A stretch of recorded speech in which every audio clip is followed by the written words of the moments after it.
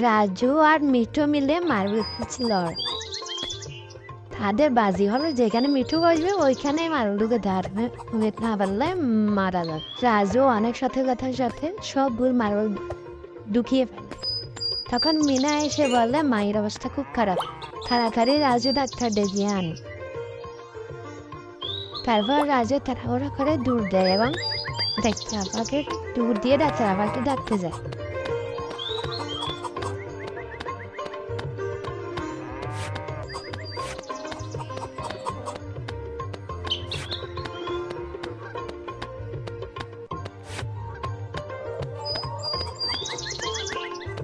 শেখ সুদূর যাওয়ার পর দেখে মাঝপথে পানি এসে গেছে এবং তার সেই জায়গায় চাকু বসানো হয়েছে। সে একটা সরু বালতি আস্তে আস্তে হেঁটে অনেক সতর্কতার সাথে খালটা পার হতে শুরু করে। নিচ থেকে বড় বড় রাজহাঁসটা তাকে বারবার কামড়ানোর চেষ্টা করতেছে। সে অনেক ভয় পাচ্ছে, তাও সে যতটুকু পারে সতর্কতার সহিত যাচ্ছে তাড়াতাড়ি সে বাড়িতে আবাকে ডাকে আনতে পারে, কারণ তার মা খুব অসুস্থ।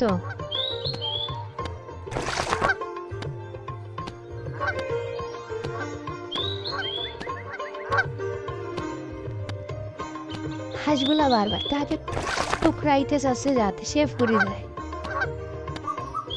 এভাবে কিছুক্ষণের মধ্যে সে পৌঁছে হাসপাতালে পৌঁছে যায়।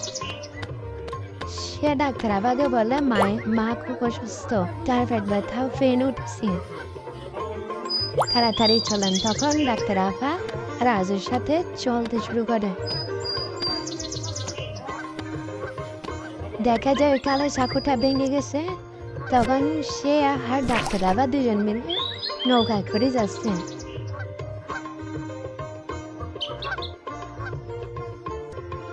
হাঁসগুলা বারবার এলো পাতারি সাঁতার কাটতে থাকে যাতে ওরা ডুবে যায়, কিন্তু রাজু অনেক সতর্কতার সহিত নৌকা বাইরে নিয়ে যায়। অল্প কিছুক্ষণের মধ্যে তারা পাড়ে এসে পৌঁছায়।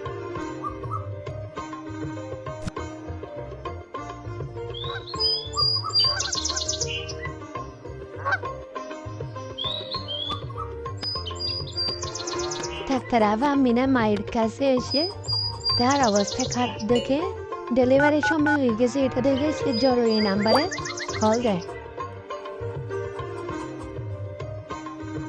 সে অ্যাম্বুলেন্স কল দিয়ে অ্যাম্বুলেন্স ডাকে।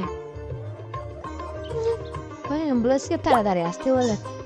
তারপর অ্যাম্বুলেন্স আসলে দাদি আর রাজু মিলে তাদেরকে অ্যাম্বুলেন্সে তুলে দেয়।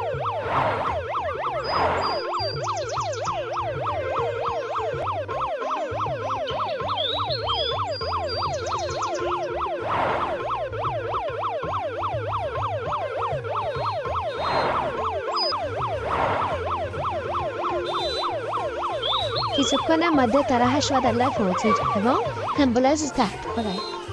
তারা সেখানে মিনা মাকে ভর্তি করায় যাতে বাচ্চা ডেলিভারি করাতে পারে।